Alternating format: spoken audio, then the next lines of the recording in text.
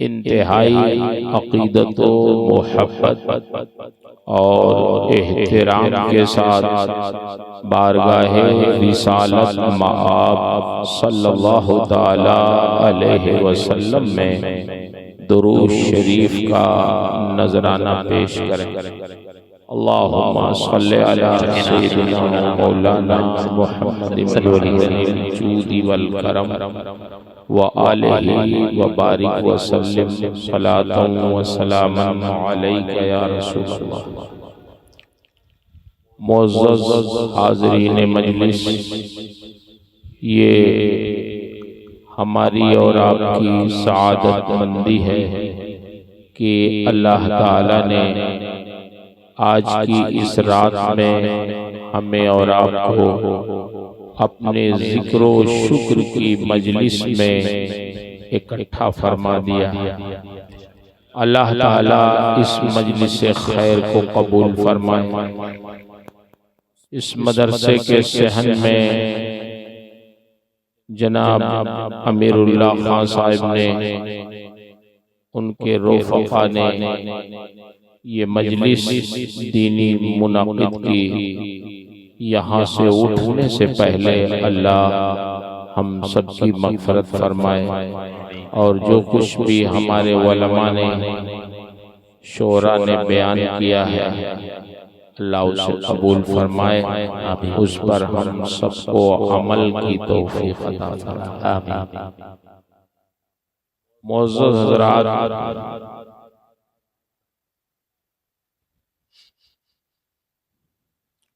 आप हज़रात पढ़े लिखे लोग हैं, आपको समझाना आसान है। दुनियावी मिसालों से आपको समझाएं कि आप जिस दुनिया में रहते हैं, इस दुनिया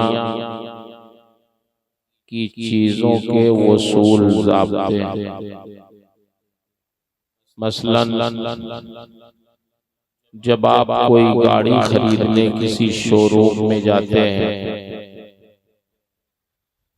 तो वो शोरूम वाले अपनी कंपनी की एक बुक भी आपको उसके साथ देते हैं। अगर महिंद्रा कंपनी की कोई गाड़ी आप खरीदें तो महिंद्रा की तरफ से एक बुक आपको लोग देंगे। उस किताब में ये लिखा रहता है कि ये गाड़ी आप कैसे चलाएं, कितनी रफ्तार से चलाएंगे तो इसका एवरेज सही मिलेगा। ये गाड़ी डीजल इंजन की है कि पेट्रोल इंजन की है, ये भी लिखा। उसमें ये भी लिखा रहता है कि अगर डीजल इंजन की है तो इसमें डीजल डालिएगा, पेट्रोल न डालिएगा, वरना इंजन सीज हो जाएगा, गाड़ी नहीं चलेगी। पेट्रोल इंजन की है तो ये भी हिदायत रहती है कि इसमें डीजल न डालिएगा, वरना इंजन सीज हो जाएगा, नहीं चलेगी गाड़ी। मुझे आप बताएं कि जो कंपनी गाड़ी बनाती है वही बुक जारी करती है। ऐसा नहीं है कि गाड़ी महिंद्रा बनाए और कानून उसमें टोयोटा का नाफिज हो जाए, ऐसा है? जो कंपनी गाड़ी बनाती है वही हिदायत भी जारी करती है। इसका मतलब यह है कि इस दुनिया में जो कंपनी जिस सामान को बनाती है उस सामान में हिदायत और कानून उसी कंपनी यानी बनाने वाले के जारी होते हैं। मुझे आप बताएं कि जब दुनिया की हर चीज में उसके बनाने वाले के कानून जारी होते हैं तो हमारे अंदर कानून किसका जारी होगा? हमारे बनाने वाले का जारी होगा। हमारे अंदर कानून हमारे रब का जारी होगा, दुनिया के और किसी कंपनी का नहीं, क्योंकि इंसानों को रब्बुल आलमीन ने पैदा किया है। जब हमारे रब ने हमें पैदा किया है तो हमारे अंदर कानून हमारा नहीं चलेगा, हमारी तबीयत नहीं चलेगी हमारी जिंदगी गुजारने में, बल्कि हमारे रब का कानून चलेगा। हमारा रब क्या चाहता है, कैसे चाहता है कि हम जिंदगी गुजारें, ये हमारे रब की मशीयत और रज़ा से काम होगा। बोलिए, बात समझ में आ रही है नहीं आ रही? अब तो कितने इंसान मुसलमान अभी महफूज है, मगर फिर भी कुछ चक्कर में आ जाते हैं, खासकर जो दीन से बहुत दूर होते हैं, तो ये दुनियावी लोगों के चक्कर में आके ये भी नारा लगाते रहते हैं, हमारा जिस्म हमारी मर्जी। तख्तियां ले लेके लोग, लड़के लड़कियां ये एहतजाज करते हैं, नारा लगाते हैं कि हमारा जिस्म हमारी। अल्लाह के बंदे, ये जिस्म तुम्हारा नहीं है, तुमने नहीं बनाया है, तुम्हारे रब ने बनाया है। तो तुम्हारी मर्जी तुम्हारे जिस्म में नहीं चलेगी, तुम्हारे परवरदिगार की मर्जी। तुम्हें कैसे जिंदगी गुजारना है ये हमें और आपको नहीं तय करना है, ये हमारे रब ने जो अपने महबूब पे कुरान नाजिल फरमाया, उस कुरान में उसने ये इरशाद फरमा दिया है कि इस जिस्म में अगर तुम हलाल रोजी डालोगे तब तुम्हारा जिस्म सही चलेगा, वरना रिजल्ट इसका गलत हो जाएगा। जैसे डीजल की गाड़ी उसमें पेट्रोल डाल दो तो नहीं चलती है, वैसे ही इस जिस्म में अगर हराम रिज़्क़ कोई डालेगा तो नतीजा गलत होगा। निगाहें खता करेंगी, कदम फिसलेंगे, गुनाह होंगे, अल्लाह की मासियत होगी, नाफरमानी होगी, यही सब होगा। तो हमें अपनी मर्जी के मुताबिक जिंदगी नहीं गुजारना है, अपने रब के रज़ा के मुताबिक जिंदगी गुजारना इंशाअल्लाह। हमारे बच्चे, नौजवान जो पढ़ते हैं स्कूलों में पढ़ें, कोई रोक नहीं सकता इनको, असरी तालीम भी बहुत जरूरी है, लेकिन अपना दीन जानना इन्हें बहुत जरूरी है। कभी कभी ये कुछ नहीं जानते और उल्टे अपने दीन ही पे एतराज शुरू कर देते। हमारी बच्चियां भी जो कभी कभी आला तालीम वो हासिल कर लेती हैं, लेकिन घर का माहौल दीनी नहीं है, तो फिर वो भी उल्टी सीधी बातें करने लगती हैं। तो जरूरत इस बात की है कि हम खुद भी दीनदार बने और अपने बच्चों को भी दीनदार बनाएं। मैं एक हदीस शरीफ पढ़ता हूँ सरकार की, उसमें इंशाअल्लाह बहुत सारी चीजें आपको समझ में आ जाएंगी। मुझे मालूम है आपको नाज शरीफ बहुत अच्छी लगती है, हमको भी अच्छी लगती है, लेकिन सिर्फ नाज शरीफ से हमारा आपका काम नहीं हल होगा। दीन के बातें भी सुनना और उस पर अमल करना जरूरी है। नबी करीम सल्लल्लाहु ताला अलैहि वसल्लम इसी मकसद के लिए दुनिया में तशरीफ लाए कि हमें बताएं कि हमें जिंदगी कैसे गुजारनी। आपकी तशरीफ आवरी का मकसद यही था कि हमें वो अच्छा इंसान बना दे, हमें खुदा तक वो पहुंचा दे, हमारा रिश्ता अपने रब से जोड़ दे। कभी कभी जब उन्हें समझाना होता, बात बहुत अहम होती, तो उसके कहने का अंदाज बदल दे।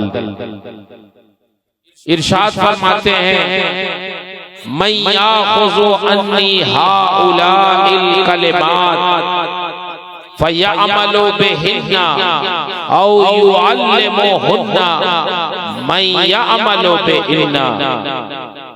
सरकार ने इरशाद फरमाया सहाबा के दरमियान, मेरे सहाबा कौन है तुम में से जो मुझसे चंद बातें हासिल कर ले और उसको हासिल करके उस पे अमल करे और दूसरों को भी बताए कि जो उस पर अमल कर सके।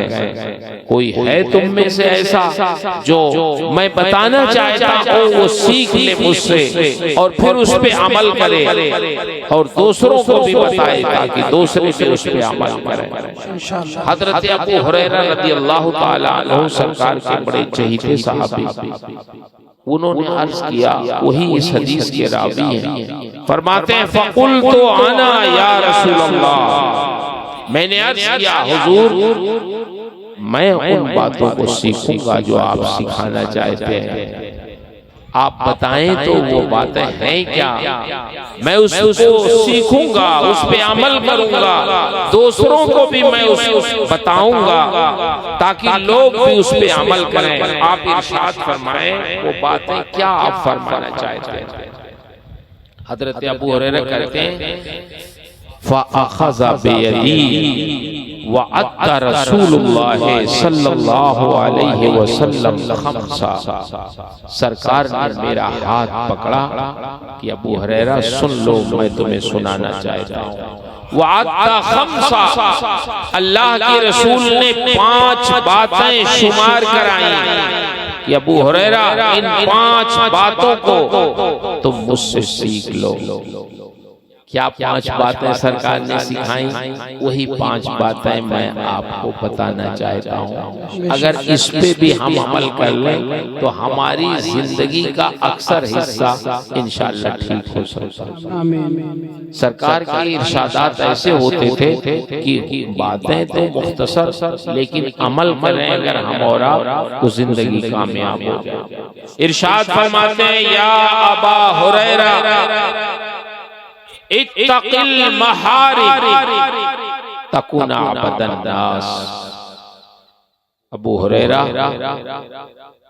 अल्लाह की नाफरमानी से बचो, गुनाहों से बचो, महारिम से बचो। महारिम का मतलब अल्लाह की हराम की हुई चीजों से बचो, झूठ से बचो, शराब से बचो, बदकिरदारी से बचो, गीबत से बचो, हसद से बचो, माँ बाप की नाफरमानी से बचो, अल्लाह की नाफरमानी से बचो, उसके रसूल की नाफरमानी से बचो।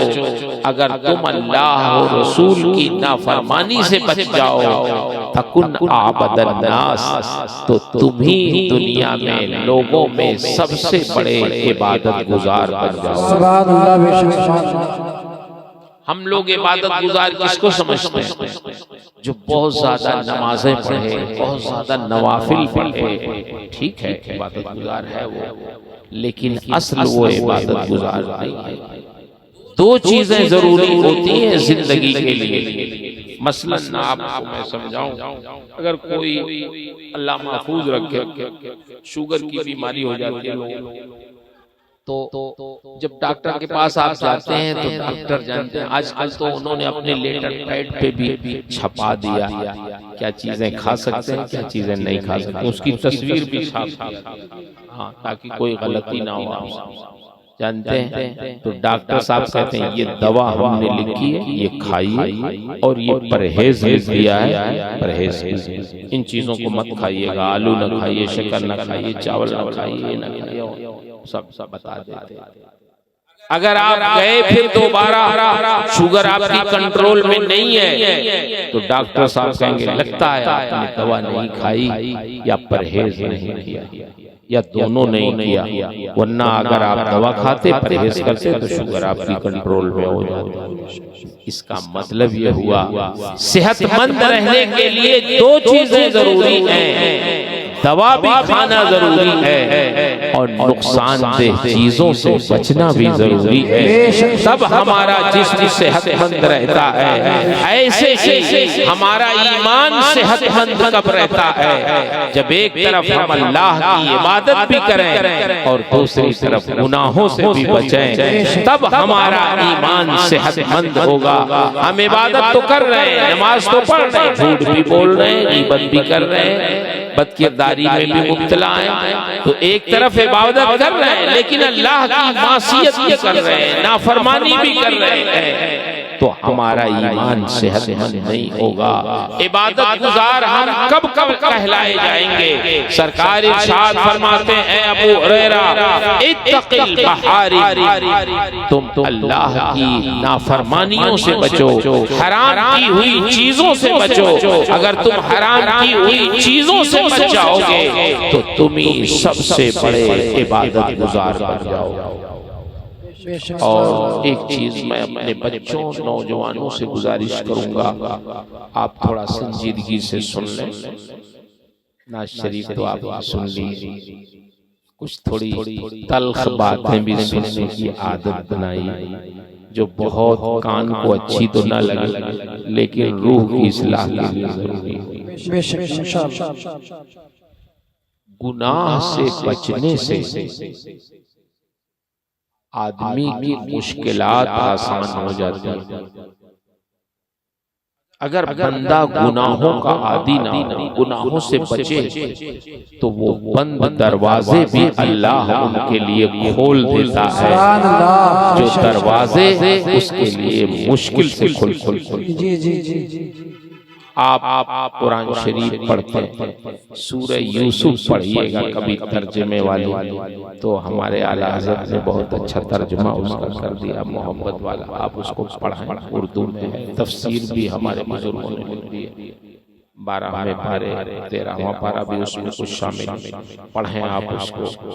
हजरत यूसुफ अलैहिस्सलाम अल्लाह के जलीलुल कद्र नबी, हजरत जुलेखा उन पे फरेफ्ता हो गई। जुलेखा ये अजीज़े मिस्र की बीवी थी, बादशाह से नीचे दर्जे का होता था अजीज़े मिस्र, जिसको वजीर नायब उसकी बीवी थी। हजरत यूसुफ अलैहिस्सलाम को अल्लाह ने बहुत हुस्न अता फरमाया था, लेकिन वो नबी थे, अल्लाह ने उन्हें मासूम भी बनाया था, गुनाहों से मासूम, उनसे गुनाह नहीं। जुलेखा ने उनको अपने कमरे में बुलाया। ये चूंकि गुलाम थे, खरीदा था अजीज़े मिस्र ने इनको मिस्र में, तो बाद हुक्म चलता था अजीज़े मिस्र का उन पर। जुलेखा ने परवरिश की थी उनकी, बुलाया अपने कमरे में, और जब ये महल में दाखिल हुए तो 7 दरवाजों के अंदर गए। 7 दरवाजे थे, और जिस दरवाजे से आप दाखिल होते तो हुकूमत के कारिंदे उस दरवाजे को हुक्म के मुताबिक बंद करके ताला लगा देते।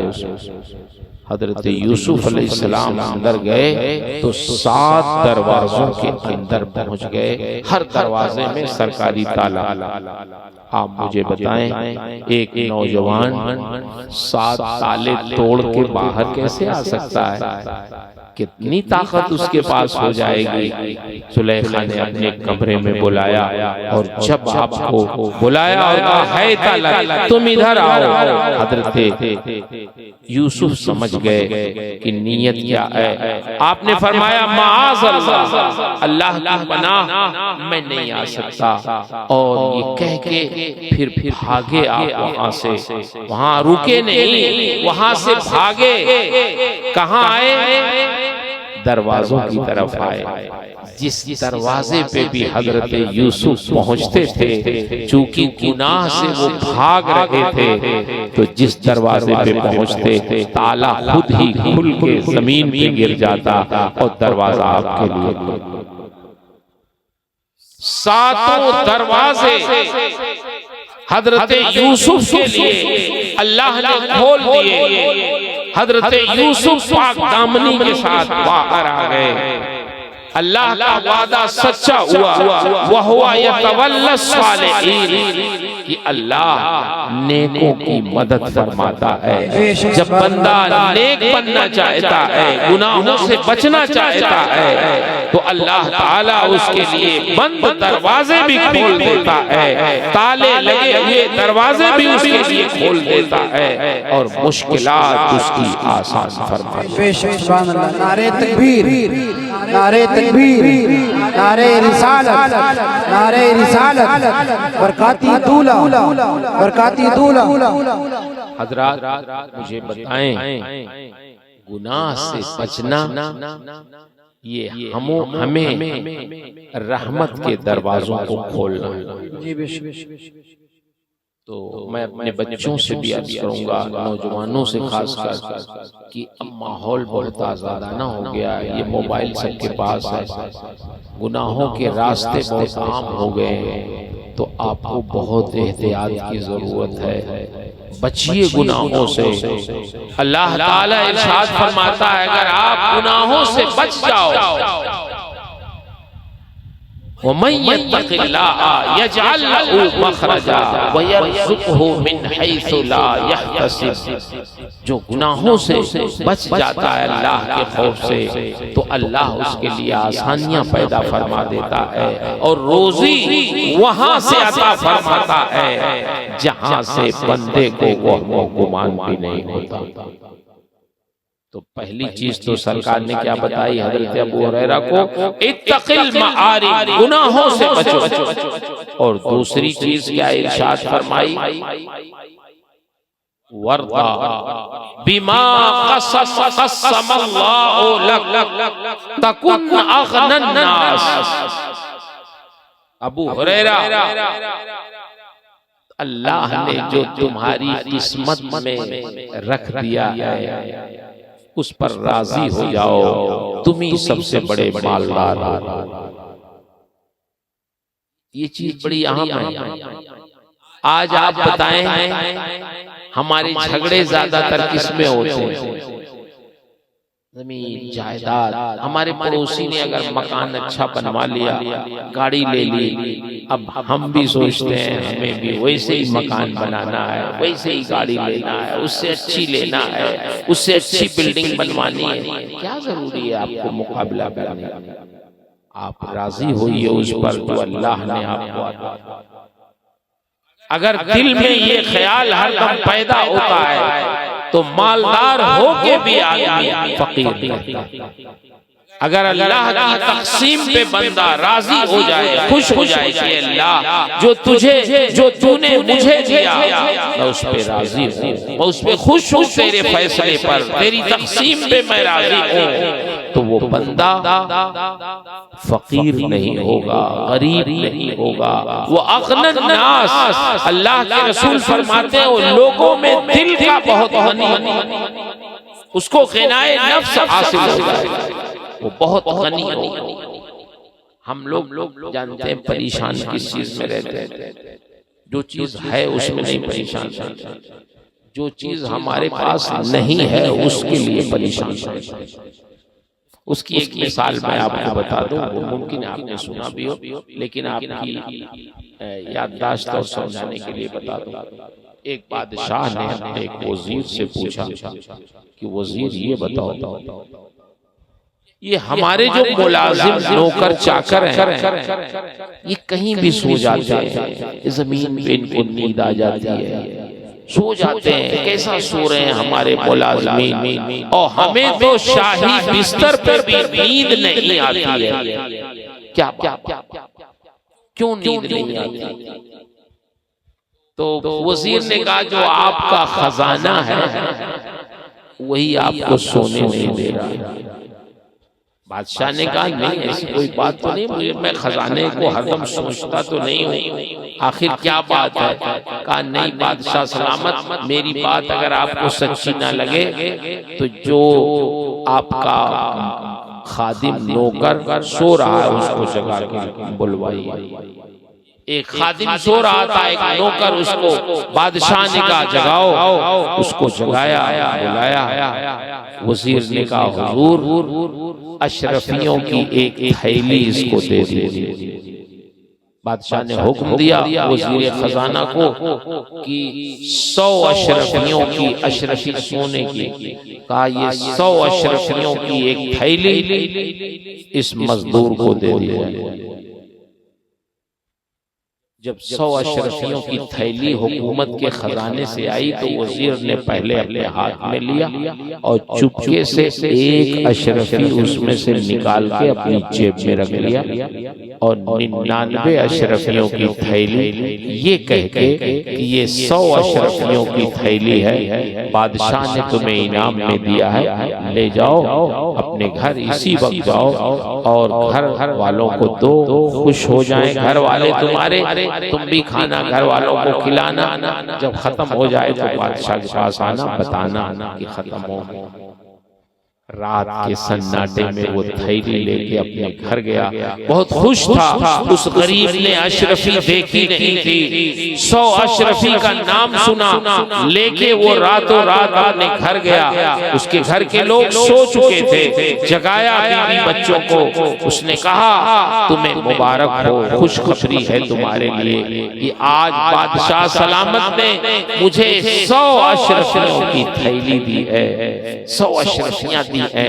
घर वाले भी नहीं अशरफियों को देखे थे, उन्होंने कहा जल्दी अशरफियों को निकालो थैली से, हमें दिखाओ, देखें वो अशरफी होती कैसी है, सोने की जरा दिखाओ तो उसने अशरफियां सब जमीन पे उसको डाल दिया, थैली का मुंह नीचे कर दिया, सारी अशरफियां जमीन पे गिर गई। अब बीवी ने गिना 99 अशरफी, एक बार गिना 99 अशरफी, दोबारा गिना 99 अशरफी, से 12 गिना 99 अशरफी। बीवी ने कहा ये तो 99 ही है। शौहर ने कहा नहीं 99 कैसे होगी, बादशाह ने तो 100 अशरफी कह के दिया है, 99 क्यों देगा। अब शौहर ने भी गिना 99, बच्चों ने कहा आप लोगों को गिनना नहीं आता, हम गिनते हैं। बच्चों ने गिना 99 अशरफी, एक अशरफी कम है। अब झगड़ा शुरू हुआ। बीवी ने शौहर से कहा जब बादशाह 99 अशरफी दे सकता है तो एक भी दिया होगा, क्या जरूरत है उसको एक रोक लेने की। जब उसने कहा कि 100 अशरफियां मैं दे रहा हूं तो 100 दिया होगा। आप गंवार आदमी रात के सन्नाटे में लेके खुशी में चले, कहीं रास्ते में आपने एक गिरा दिया, वरना ये 99 कैसे हो सकती है, कहीं आपने उसको गिरा दिया। उसने कहा भाई मैं इतना गंवार तो नहीं हूं कि मैं अशरफी गिरा दो, उसका मुंह बंद था और उसको मैंने बांधे रखा था, गिर कैसे जाएगी। बहरहाल रात भर लोग अशरफी गिनते रहे, झगड़ा करते रहे, किसी को नींद नहीं आई। सुबह को वो खादिम बादशाह का जब नौकरी पे आया, बादशाह ने उसकी आंखें देखी सुर्ख सुर्ख, तो वजीर ने कहा बादशाह सलामत, इसको बुलाइए, यही है आपका वो ये खादिम जिसको रात में आपने 100 अशरफियां दी थी, बुलाइए इससे, इसकी आंखें सुर्ख क्यों हैं। बादशाह ने उससे कहा भाई ये बताओ तुम्हारी आंखें सुर्ख क्यों हैं, क्या मसला है। उसने कहा हुजूर आपने हमें 100 अशरफियां दी थी, हम ले गए उसे घर, लेकिन जब उससे गिना हमने, हमारी बीवी ने, बच्चों ने, तो 99 ही अशरफी निकली। हम लोग रात भर उसको गिनते रहे, एक बार 2 बार 3 बार झगड़ा करते रहे और इसी चक्कर में हमें नींद नहीं आई, इसलिए हमारी आंखें सुर्ख हैं। वजीर ने कहा देखा आपने, आपका एक खजाना जहां जहां जाएगा वहां से नींद गायब हो जाएगी, यही है। अब मुझे आप बताएं कि 99 अशरफी मिली उसको, मगर 99 मिलने की खुशी नहीं हासिल हुई। झगड़ा किसमें हुआ, 99 में नहीं, वही जो एक अशरफी नहीं मिली उसी में झगड़ा हुआ। उसी में नींद गायब हुई, उसी में सुकून गारत हुआ। इसका मतलब ये हुआ कि अल्लाह की नेमतें जो हम पाते हैं हम उस पे खुश नहीं होते हैं, फिक्र हमारी उन नेमतों में रहती है जो हमें मिली नहीं है कि वो क्यों नहीं मिली, क्या हमारा सुकून जो गारत होता है, टेंशन होता है, ब्लड प्रेशर हमारा हाई हो जाता है, ये सब उन्हीं चीजों में होता है जो चीजें हमें मिली नहीं है। कब मिलेंगी, कैसे मिलेंगी, कहाँ चली गई, क्या तरीका अपनाना चाहिए, इस टेंशन में हमारा ब्लड प्रेशर हाई होता है। काश अगर हम उन नेमतों पर जो अल्लाह ने हमें दिया है उस पर खुश हो जाए, राजी हो जाए, तो हमारे नबी यही तो इरशाद फरमाते हैं, अबू हुरैरा वर्दा बिमा क़स्समल्लाहु लक तकुन अग़नन नास। अबू हुरैरा, अल्लाह ने जो तुम्हें नेमतें अता फरमाई है उस पे तुम खुश हो जाओ, राजी हो जाओ कि ये परवरदिगार जो तूने मुझे दिया है ये बहुत है मेरे लिए शायद यही बेहतर था जितना मिला है, तुम खुश हो जाओ तो तकुन अग़नन नास, तो लोगों में तुम ही सबसे बड़े गनी हो जाओ। यही हिनाए नफ्स।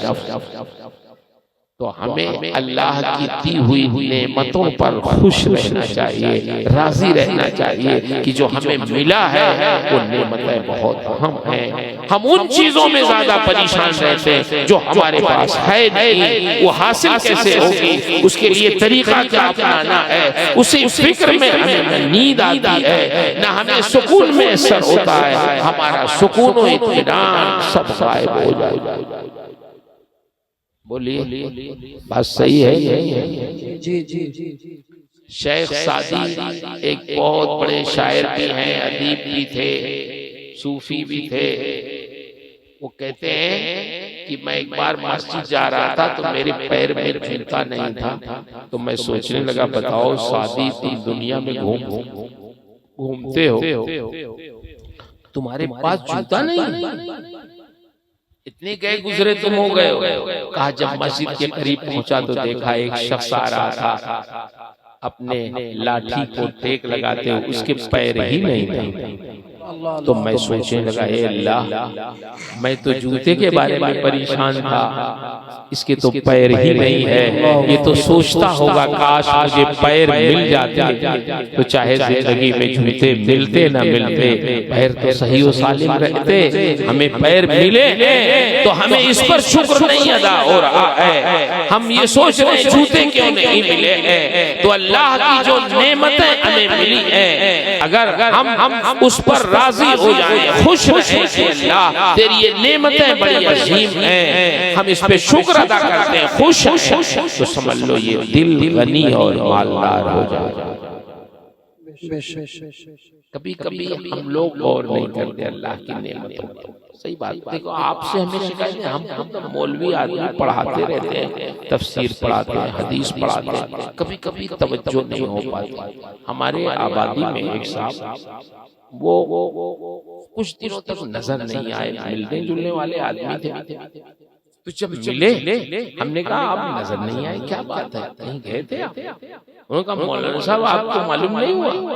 अरे हमने कहा भाई हम तो घर कमाते हैं, मुबारकपुर रहते हैं, पता नहीं चल पाया। कहने लगे हुआ ये आपको नहीं मालूम, शायद मैं बता दूं कि मैं मोटरसाइकिल चला रहा था रोड पे और अजीब इत्तेफाक की मेरी दोनों पलकें गिर गईं, तो आंख बंद हो गई, उठ ही नहीं रही, और मैं अपनी मोटरसाइकिल लेके गड्ढे में चला गया रोड के किनारे, और ये मेरा घुटना उठना सब फूट गया। 12 लोगों ने मुझे उठाया, लेके घर लाए। अब ये मेरी पलकें उठती नहीं थी, तो मुझे दोनों हाथ से उठा के आंख खोल के देखना पड़ा। तो डॉक्टर के वहां मैं गया, डॉक्टर ने कहा यहाँ इलाज, 21 साल पहले की बात है, अब तो उसका इलाज लखनऊ वगैरह में हो रहा। तो डॉक्टर ने बताया कि मुंबई चले जाइए या दिल्ली, वहीं इलाज होगा। तो मैं मुंबई चला गया, मेरे रिश्तेदार थे कुछ, तो 10-10 हजार का इंजेक्शन डॉक्टर ने मेरी पलकों में लगाया और कहा कि ये सिर्फ 3 महीने तक काम करेगा, फिर आना पड़ेगा 3 महीने के बाद। तो मेरी अब पलकें उठ रही हैं, गिर रही हैं। आप यकीन माने मैंने भी कभी नहीं सोचा था कि अल्लाह ये पलकें जो हमारी खुद से उठती और गिरती हैं ये भी तेरी बहुत अजीम नेमत।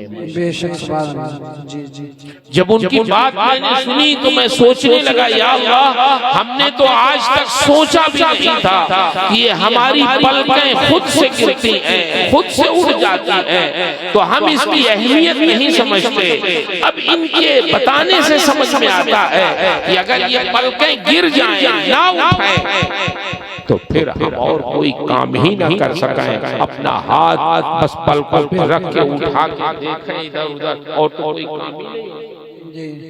ये पलकें अगर खुद से गिरती और उठती हैं, कोई पैसा नहीं लगता, तो ये भी अल्लाह की बहुत अजीम नेमत है जिसको हम कभी सोचते भी नहीं हैं कि ये भी अल्लाह।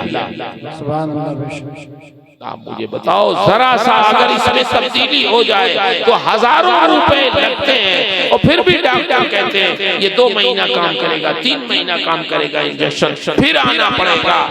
हमारे रब ने कैसी प्यारी प्यारी आंखें, पलकें हमें अता की है कि न उसमें कोई इंजेक्शन लगवाने की जरूरत है, न पैसा खर्च करने की जरूरत है। अल्लाह ने ये नेमतें हमें मुफ्त अता की हैं, और हम गाफिल ऐसे हैं कि अल्लाह की नेमतों पर शुक्र भी नहीं अदा कर पाते, सोच भी नहीं पाते कि अल्लाह तेरी अजीम नेमतें कैसे। बोलो मेरे भाई, बात सुनो। ये तो मैंने एक छोटी चीज का जिक्र किया, आप अपने जिस्म के अंदर गौर करें अगर तो मालूम है कैसी, बल्कि अभी जो आप बीमारी जो आई थी, क्या कहते कोरोना, उसमें क्या होता था, आदमी को निमोनिया हो जाता था, सांस फूलने लगती थी, फेफड़ा काम नहीं करता था, ऑक्सीजन लगाना पड़ता था। ऑक्सीजन अगर लगा दिया, मिल गया, तो चलो काम कुछ आसान हो गया, सांस लेना आसान हो गया। ये ऑक्सीजन क्या है मेरे भाई? ये ऑक्सीजन कहाँ है? अल्लाह ने इस दुनिया में हर जगह हमारे नाक के नीचे ऑक्सीजन पैदा कर दिया है, हमें कहीं खरीदने की जरूरत नहीं है। अभी आप अपना ऑक्सीजन नपवाइए, 98, 99, 97 आपका ऑक्सीजन रहेगा। इतनी जरूरत रहती है आपके जिस्म को। सऊदिया अरबिया के एक अखबार में ये खबर छपी कि एक शख्स को ऑक्सीजन की कमी हो गई, तो वो अस्पताल में चला गया। उसने डॉक्टरों से कहा मेरी सांस फूल रही है, लगता है ऑक्सीजन की कमी है। डॉक्टरों ने चेक किया, कहा हाँ ऑक्सीजन की कमी है, हम अभी ऑक्सीजन आपको चढ़ाते हैं। रात भर ऑक्सीजन चढ़ाया उसे, सुबह हुई वो ठीक हो गया। डॉक्टरों ने कहा आप ठीक हो गए, आपको ऑक्सीजन की कमी थी, अब आप खुश खुश घर जाएं। जब वो जाने लगा आदमी, तो डॉक्टरों ने अपनी बिल उसे थमा दिया और कहा ये हमारी बिल आप अदा करते जाएं। उसमें 600 रियाल की बिल थी। उसने कहा ये 600 रियाल किसकी बिल है? कहा जो रात भर ऑक्सीजन आपको चढ़ाया इसकी बिल है। तो वो आदमी रोने लगा। डॉक्टरों ने समझा शायद ये गरीब आदमी है, इसके पास पैसे नहीं हैं, इसलिए रो रहा है। पूछा क्यों रो रहे हो, तुम्हारे पास पैसे नहीं है? अगर नहीं है तो कोई बात नहीं, जाओ अब तुम ठीक हो गए हो, खुश हो के जाओ, हम तुम्हारी ये बिल किसी रिफाही फंड से अदा कर देंगे, ज़कात फंड से अदा कर देंगे, तुम रो नहीं अगर तुम्हारे पास नहीं है पैसे। उसने कहा नहीं ऐसी बात नहीं है, पैसे तो मेरे पास है, अल्हम्दुलिल्लाह अल्लाह का दिया हुआ बहुत कुछ है मेरे पास, मैं पैसे आपके दूंगा। आप फिर क्यों रो रहे हो? कहा मैं इसलिए नहीं रो रहा हूँ कि मेरे पास पैसे नहीं है, मैं रो इसलिए रहा हूँ कि मेरा रब आज तक मैं 50 साल से ज्यादा की उम्र का हो गया हूँ, मेरा रब हमेशा मुझे मुफ्त ऑक्सीजन देता रहा, मैंने उसकी कोई कदर कीमत नहीं समझी।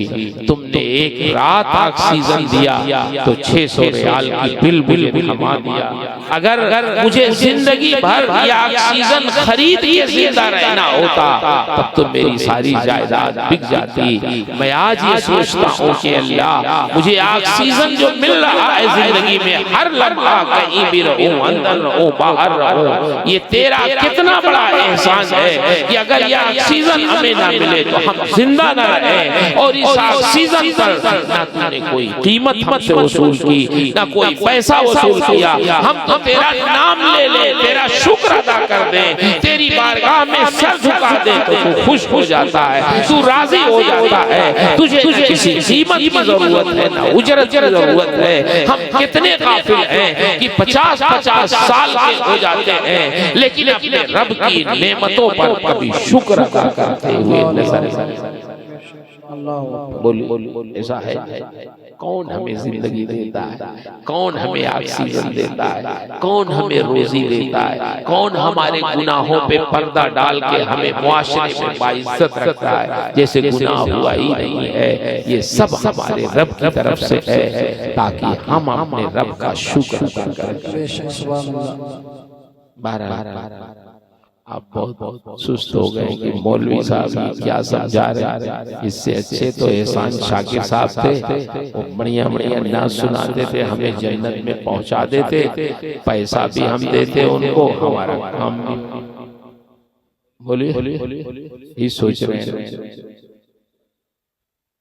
हाँ भाई, ये नौजवान हमारे जो है ना, ये सोचते हैं कोई शेर सुना दे, शेर से हमें पहुंचा दे जन्नत में। ये मौलवी साहब आएंगे अभी कहेंगे नमाज पढ़ो, रोजा रखो, गुनाहों से बचो, ये करो। अब वो गालिब का एक शेर है ना, नासिहा मत कर नसीहत, दिल मेरा घबराए है, उसको दुश्मन जानता हूँ जो मुझे समझाए। गालिब तो सोचते हैं ये मौलवी साहब समझा बेचारे। नहीं, समझा रहे हैं, आज समझने की जरूरत है। एक बुजुर्ग रो रहे थे बाजार में, तो कोई गुजरे अक्लमंद उधर से, उन्होंने कहा भाई आप रो क्यों नहीं, क्या बात? उन्होंने कहा मैं बाजार में जो लोग चल फिर रहे थे कहने लगे मैं इनकी अल्लाह से सुलह कराना चाहता हूँ, वो तो सुलह करना चाहता है मगर ये नहीं करना चाहता, इसलिए रो रहा हूँ। इनको बुला रहा हूँ कि आओ, अभी तौबा का दरवाजा खुला है, सुलह कर लो अपने रब से। ये नहीं सुन रहे, अपनी बाजार में अपने काम में मगन है, मुझको पागल समझ रहे हैं। दूसरे दिन कब्रिस्तान में वही बुजुर्ग रो रहे थे, तो फिर उनका गुजर हुआ। तो कहा कि आज क्यों रो रहे हैं? तो कहा आज इसलिए रो रहा हूँ कि आज ये सुलह करना चाहते हैं मगर अब वो राजी नहीं हो रहा। आज रब नहीं राजी हो रहा है। क्यों? मरने के बाद सुलह का कोई माना नहीं है। मौत के बाद दरवाजे बंद हो जाते हैं तौबा के, मौत के वक्त ही से बंद हो जाते हैं। सुलह तो पहले करना चाहिए जब आदमी सेहतमंद हो, ताकतवर हो और तौबा की तौफीक उसे मिल रही हो, तो उसे तौबा करके अल्लाह के नेक बंदों में शामिल होना चाहिए। क्योंकि आंख बंद हो जाएगी तो फिर तौबा का दरवाजा भी बंद हो जाएगा।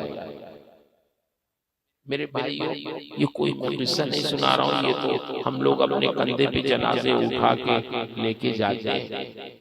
जब भी किसी के वहां कोई मौत होती है, घर के लोग रोते हैं, तो जानते हैं मरने वाले की रूह कहती है मेरे ऊपर क्या रो रहे हो, मेरे ऊपर ना रो, मेरा तो काम खत्म हो गया, मेरे अमल का रजिस्टर अब बंद हो गया है, अब तो मैं एक सजदा भी करना चाहूं तो नहीं कर सकता, एक दिरहम एक रुपया सदका खैरात करना चाहूं तो नहीं कर सकता। अब मेरा वक्त खत्म हो गया, एक दिन रोजा रखना चाहूं नहीं रख सकता। अब मेरे ऊपर न रो, तुम अपने ऊपर रो, गौर करो, अभी तुम्हारे पास टाइम है, वक्त है, मौका है, तुम सजदा कर सकते हो, तुम तौबा कर सकते हो, तुम नमाज पढ़ सकते हो, तुम्हारे पास दौलत है तो सदका खैरात कर सकते हो, रोजे रख सकते हो, माँ बाप की खिदमत करके जन्नत बना सकते हो, तुम्हारे पास टाइम है, अभी तुम सुधर जाओ, होशियार हो जाओ, हमारी तरह ना हो जाना कि जब तुम हमारी मंजिल में आओगे तो कुछ नहीं कर सकते हो, अभी तुम्हारे पास टाइम है तो और। ये हर मरने वाले की रूह अपने घर वालों से, रोने वालों से कहती है कि तुम अभी तुम्हारे पास टाइम है, तुम कर लो। और मेरे भाइयों, मेरे बुजुर्गों, हमें ये नहीं सोचना चाहिए कि हमारे पास दौलत है, हमारे पास जायदाद है, हमारे बच्चे हैं जवान, ये सब काम आएंगे हमारे। कभी कभी बड़े बड़े रईसों का कफन भी चंदे से इकट्ठा किया जाता है। शादी का जोड़ा आदमी खरीद रहा होता है बाजार में, और उसी दुकान पे उसके कफन का कपड़ा भी रखा हुआ। कभी ऐसा होता, अभी शादी हुई महीना 2 महीने नहीं हुए, कहीं एक्सीडेंट हो गया, कहीं और कुछ हो गया कि अब जिस दुकान से उसके शादी का जोड़ा आया था, उसी दुकान से उसके कफन का कपड़ा भी। एक जमींदार साहब को दुश्मनी में कुछ लोगों ने मार दिया, मर गए, और एक नहर में, नदी में फेंक दिया। कुछ दिनों तक तो लाश नीचे रही, जब फूल गई तो ऊपर आई, बहते बहते बहुत दूर चली गई। जब वो ऊपर आई तो इतनी फूल गई थी कि कोई उनको पहचान नहीं पा रहा था। इतना समझ में आ रहा था ये मुसलमान। पुलिस को इत्तला मिला कि एक लाश है लावारिस, निकलवाया, पहचान में नहीं आ रही थी। करीब में जो आबादी थी मुसलमानों की, पुलिस ने ले जाके दिया, कहा देखो ये तुम्हारे मजहब के आदमी की लाश है, अब इसका कफन दफन आप लोग कर दो अपने मजहब के मुताबिक। ये देखने में मुसलमान लगता है। लोगों ने इमाम साहब को पकड़ा, मस्जिद के इमाम साहब इनके कफन का इंतजाम कीजिए। इमाम साहब ने कहा भाई मेरे पास तो इतना पैसा नहीं है। लोगों ने कहा मस्जिद के माइक से ऐलान करिए चंदे के लिए। इमाम साहब ने आधे घंटे तक ऐलान किया, एक लावारिस लाश मिली है, उसके कफन के लिए आप लोग चंदा दे दीजिए, उनके कब्र के खोदने के लिए, दफन के लिए चंदा दे दीजिए। आधे घंटे तक ऐलान करते रहे तो कफन का पैसा इकट्ठा हुआ। लोगों ने उनको गुस्ल दिया, कफन पहनाया, उनको दफन किया, और न कोई रोने वाला, न किसी की आंखों में आंसू, न कोई पहचानने वाला, उनको दफन कर दिया गया। 3 महीने के बाद पता चला कि वो फलां इलाके के जमींदार साहब थे। कई 100 एकड़ जमीनें उनके पास थी, 4 बेटे नौजवान थे उनके पास, 6 करोड़ रुपए उनके बैंक में। कभी उन्होंने सोचा होगा कि मेरे 4 बेटे, करोड़ों रुपए मेरे बैंक में बैलेंस है, सैकड़ों एकड़ जमीनें मेरे पास है, मैं इतना बड़ा आदमी हूँ। कभी उन्होंने सोचा भी नहीं होगा कि मेरा कफन भी चंदे से तैयार होगा, कभी नहीं सोचा होगा। लेकिन ये दुनिया है, मौत कब आए, कैसे आए, हालात कैसे हो, कोई नहीं जानता। इसलिए मेरे भाइयों, अपनी मौत से पहले हमें अपनी तैयारी करने की जरूरत है। ना अपनी जमीन पे, ना अपनी जायदाद पे, ना अपने बेटों पे फख्र करने की जरूरत है। कब हालात कैसे पेश आ जाए, हमें अपने आखिरत की तैयारी करनी है, अपने मरने के बाद के हालात को सोचना है, और बहुत ज्यादा अपनी जमीन जायदाद के नशे में नहीं रहना है। ये सारी चीजें कभी बिल्कुल काम नहीं आ पाती हैं। अल्लाह ताला हमको अपनी नेमतों पर शुक्र अदा करने की तौफीक अता फरमाए। बात बहुत है लेकिन वक्त बहुत हो गया, 12 बज गया, 1 घंटा हो गया। डॉक्टर और लोग भी थक चुके हैं। इतना ही सबक इनके लिए बहुत। अगर हम लोग इतने ही पे अमल कर लें तो शायद हमारी निजात का जरिया। मैंने हदीस शरीफ पढ़ी थी, उसमें कई चीजें थी, लेकिन ये दो ही चीजों पर मैं आज अपनी गुफ्तगू खत्म करता हूँ कि पहली बात तो ये कि अल्लाह की नाफरमानियों से बचे हम तो हम इबादत गुजार कहलाएंगे, गुनाहों से बचे। एक आखिरी बात जहन में आ गई, मैं अपने बच्चों से अर्ज करता हूँ, नौजवानों से खास कर। कभी कभी शिकायत बहुत सुनने में आती है, क्योंकि मैं सफर भी करता हूँ, आप लोगों में रहता हूँ, तो मुझे समझ में आती है बात कि हम लोग नौजवान लोग अपने माँ बाप को बड़ी जल्दी भूल जाते हैं। हालांकि जवानी तक, शादी तक माँ बाप कितने परेशान होते हैं। मैं एक बार कहीं मध्य प्रदेश या कहाँ तकरीर करके मैं रेलवे स्टेशन पे आया, मेरे ख्याल से 2:30-3 बज रहे थे, तो ट्रेन आई। मैं जब चढ़ा अपने डब्बे में तो जब अंधेरा था, मैंने जलाया, देखा सीट कहाँ है मेरी, वो पर्दे लगे थे उसमें, एसी में। तो जब पर्दा मैंने हटाया तो एक खातून बैठी अपने बेटे को गोद में, बच्चा था, बैठे वो बैठी हुई थी अपना। तो 2:30-3 बजे रात का वक्त था, मैं जब अंदर दाखिल हुआ और लोग सो रहे थे, बेचारी बेटी, में क्या बात है, आप क्यों बैठी हुई हैं, कोई तकलीफ है?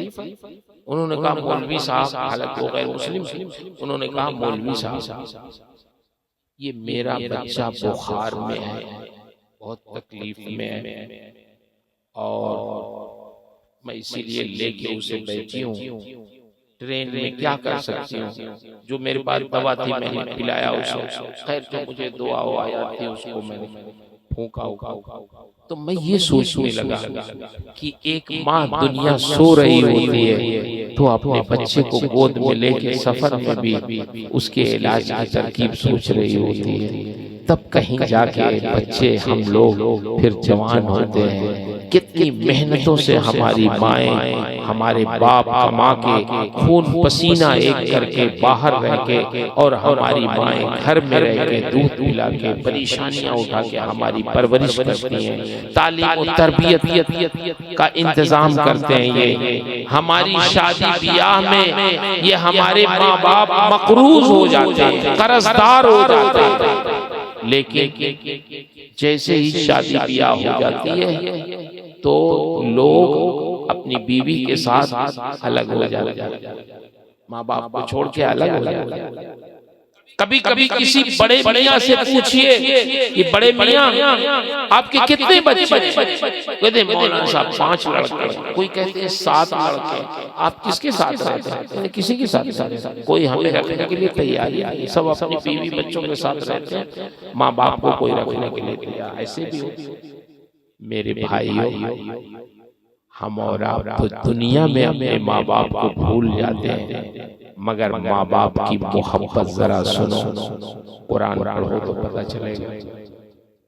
कुरान में है कि जब जन्नती जन्नत में जाएंगे तो अल्लाह ताला इरशाद फरमाएगा, जन्नतियों से पूछेगा कि ये मेरे नेक बंदो मेरी जन्नत को तुमने कैसा पाया? बताओ जो मैंने दुनिया में तुमसे वादा किया था कि नेकों को मैं जन्नत में अपनी डालूंगा, मेरा वादा सही निकला? जन्नती अर्ज कर, हाँ ए मौला, तूने तो अपना वादा पूरा किया, सच कर दिखाया, हमें अपनी जन्नत में तूने दाखिल किया। अल्लाह जन्नत में नेमतें ऐसी हैं तेरी जन्नत में कि ना किसी आंख ने देखा होगा दुनिया में, ना किसी कान ने सुना होगा, ना किसी इंसान के दिल में इन नेमतों का ख्याल गुजरा होगा।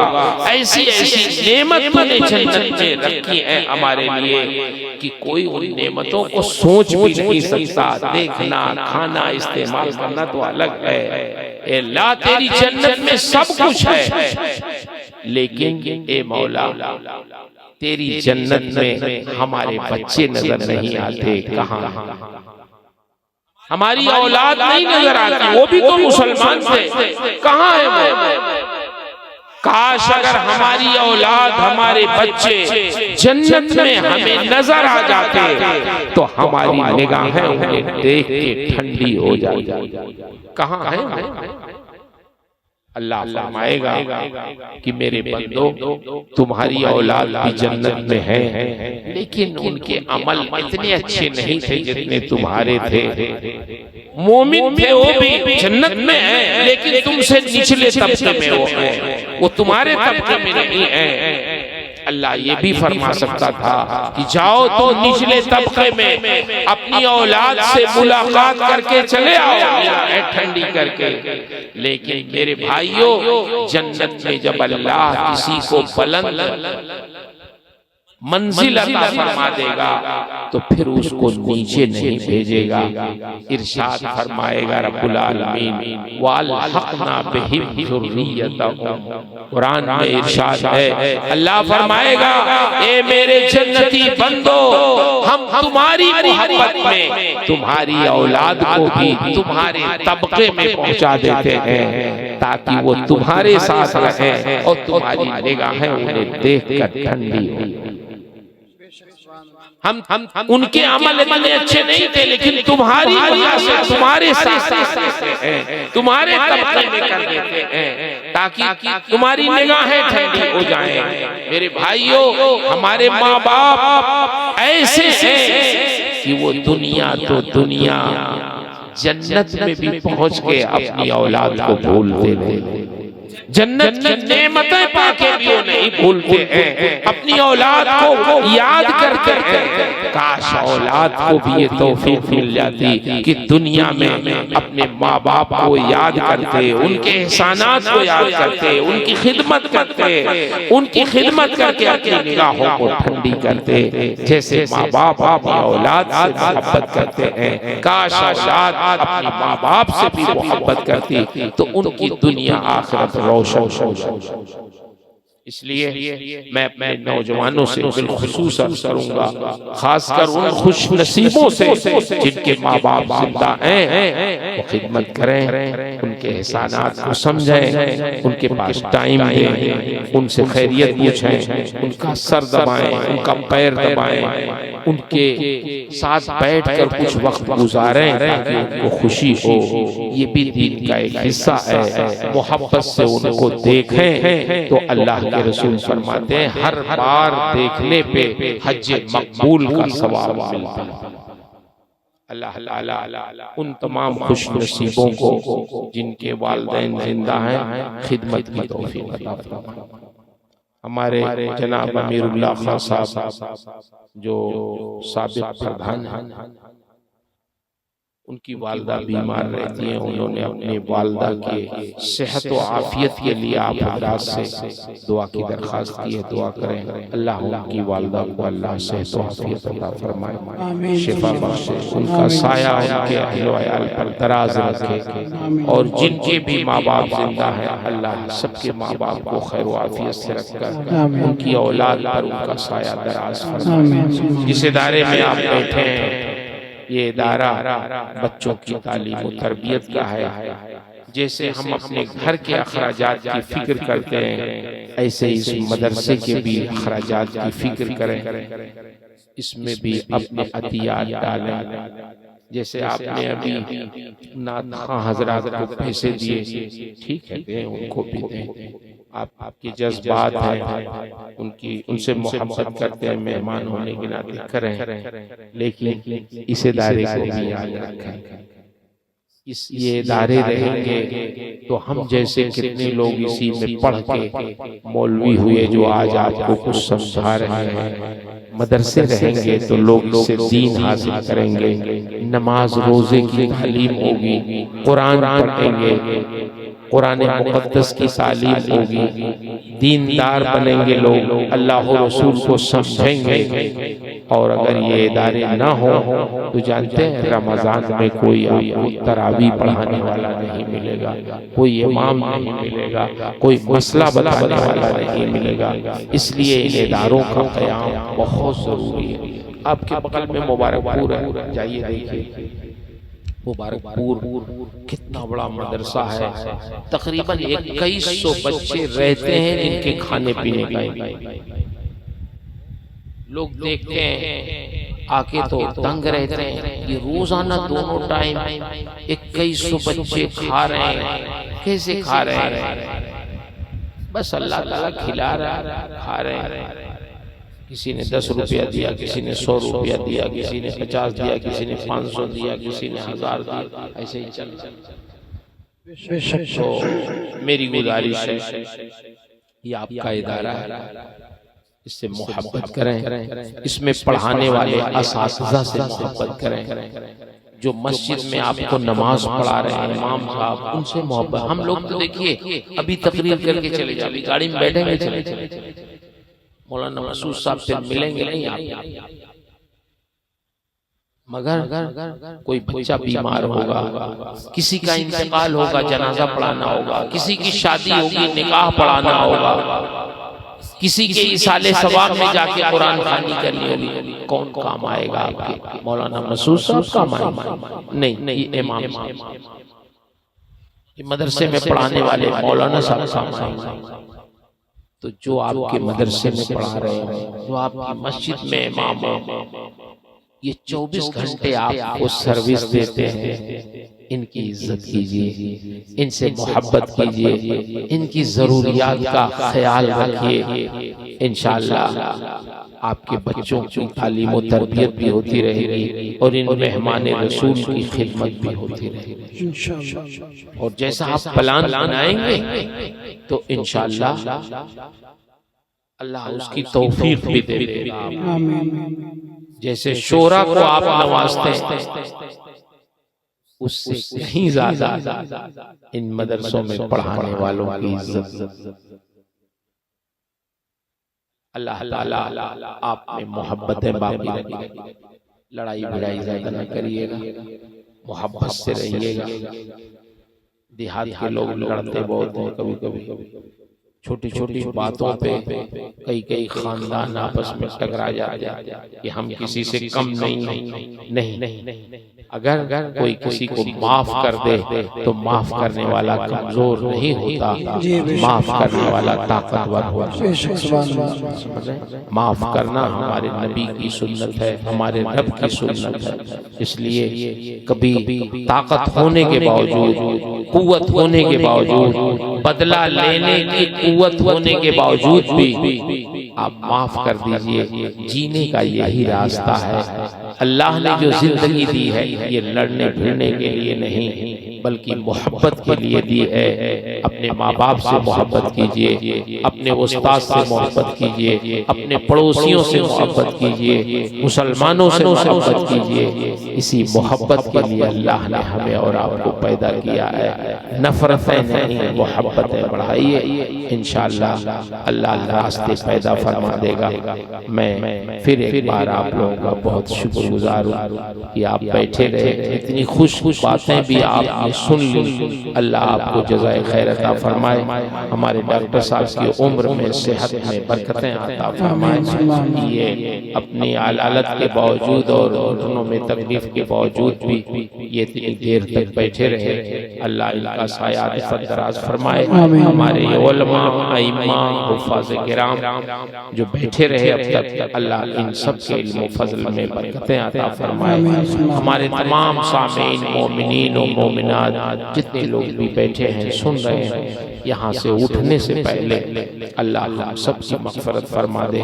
हमारे अमीरुल्लाह खान साहब की वालदा को अल्लाह सेहत व आफियत अता फरमाए, उनका साया इफ़्फ़त दराज फरमाए। और जितने लोगों के भी वालिदैन बाहयात हों, अल्लाह सबके वालिदैन का साया दराज फरमाए, सबको खिदमत की तौफ़ीक़ अता फरमाए। मैंने जो कुछ भी अर्ज़ किया आपके सामने, इसमें जो बातें मैंने सही कही वो सब मेरे रब की तरफ से हैं, और जो मेरे बयान में, मेरी ताबीर में, मेरे समझाने में जो खताएं गलतियां हैं वो सब मेरी तरफ से हैं। अल्लाह मुझे हक कहने, हक सुनाने, खुद हक पे कायम रहने और हक की नशर व इशाअत की तौफीक अता फरमाए। अस्तग़फिरुल्लाह रब्बी मिन कुल्लि ज़ंबिन व अतूबु इलैह। अस्सलाम।